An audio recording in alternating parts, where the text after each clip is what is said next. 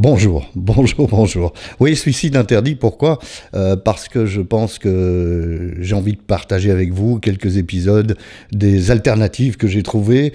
Donc c'est encore une fois pas vous donner des conseils, mais simplement vous expliquer quelles sont les alternatives que j'ai trouvées au fil des années pour éviter le suicide. Le suicide, c'est quelque chose qu'on pense quand on est vraiment au fond du trou, qu'on pense être la solution en disant « Ouf, enfin, ça va s'arrêter ». Le problème, c'est que c'est très égoïste et très égocentrique et que finalement, il faut aussi avoir, comme on dit, les couilles pour se suicider. Donc, on va oublier le suicide. C'est un procédé interdit. Lorsque j'ai commencé à vraiment descendre dans les enfers les derniers mois de ma consommation d'alcool, parce que c'est de l'alcool que nous allons parler, mais vous retirez le mot alcool et vous remplacez par n'importe quelle substance qui change la personnalité et la perception de la vie d'une manière dangereuse, et vous aurez le même résultat, hein, bien sûr. Alors, on parle d'alcool et on parle de la fin de ma consommation. C'était quoi? C'était 6 bouteilles par jour, diarrhée chronique, impossible de dormir, impossible de rester sans boire ne fût-ce que 10 minutes. Donc ça devenait vraiment quelque chose d'extrêmement compliqué.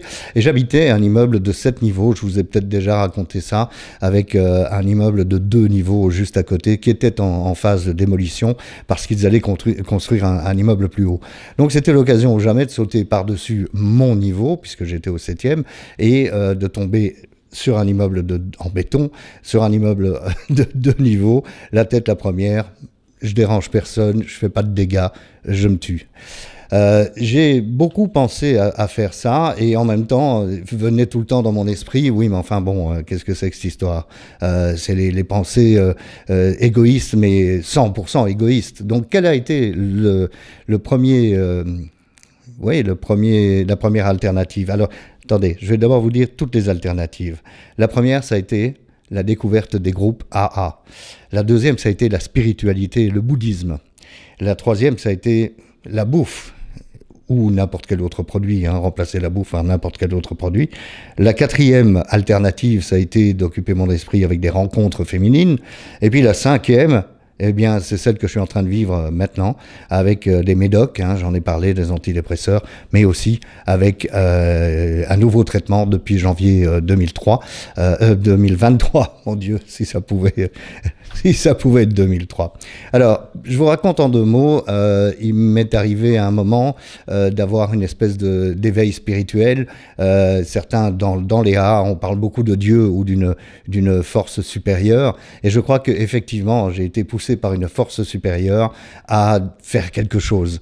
Et donc j'ai tapé sur internet AA, Alcooliques Anonymes, et puis j'ai trouvé un groupe qui était pas loin de chez moi, et j'ai un peu postposé ma première visite à ce groupe AA, mais enfin j'y suis allé quand même. J'y suis allé, et donc premier rendez-vous manqué parce que la réunion avait été annulée, ce qui n'arrive jamais d'ailleurs chez les AA, mais bon, ce jour-là c'était arrivé, et deuxième rendez-vous, eh bien la réunion avait bien lieu, et je m'installe, tout le monde m'accueille gentiment, et je m'installe, et ils me disent, voilà, tu es un nouveau venu, installe-toi, mais surtout ne dis rien, écoute, et vois un peu comment ça se passe, et puis après la réunion, tu poseras toutes les questions que tu veux, et si c'est pour toi, bah, tu reviens, et si c'est pas pour toi, tu reviens pas.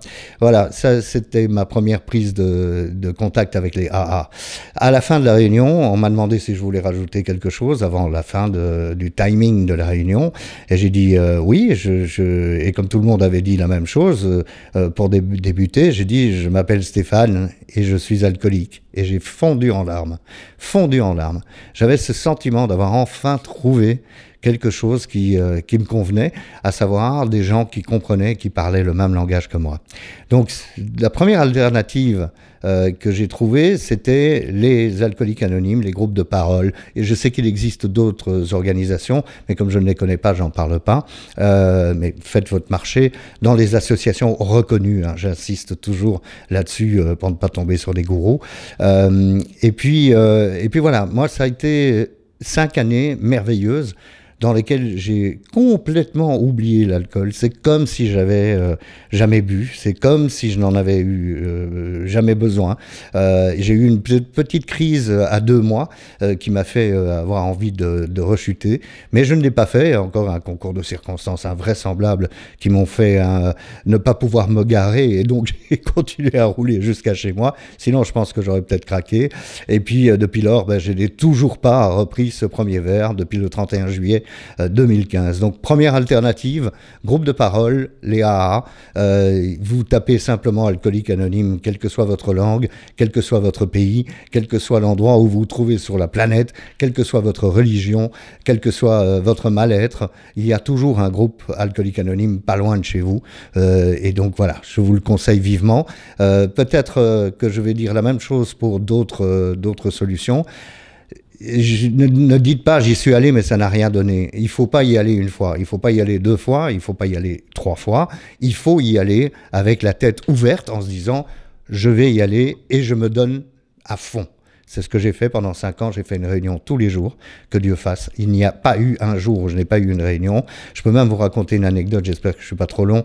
Une anecdote, un jour de Noël, je suis revenu à Bruxelles, parce que j'habitais à Malte à l'époque. Je suis revenu à Bruxelles et j'étais évidemment pas le bienvenu dans ma famille, parce que j'avais tellement cassé ma famille, et voilà. Donc j'ai fait, enfin je pouvais les voir, mais pas le réveillon de Noël.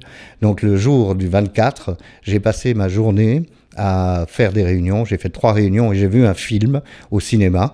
Et comme ça, j'ai pu tenir pendant cette journée de samedi sans avoir envie de rechuter et sans me sentir, encore une fois, seul au monde. Voilà. Alternative au suicide interdit, eh bien, je pense que la première alternative que j'ai vécue, certains l'ont vécue comme moi, des millions de gens dans le monde d'ailleurs, et peut-être que vous aussi, vous pouvez tenter votre chance et voir si ça vous convient. Merci. On se retrouve pour Suicide Interdit numéro 2 lundi prochain.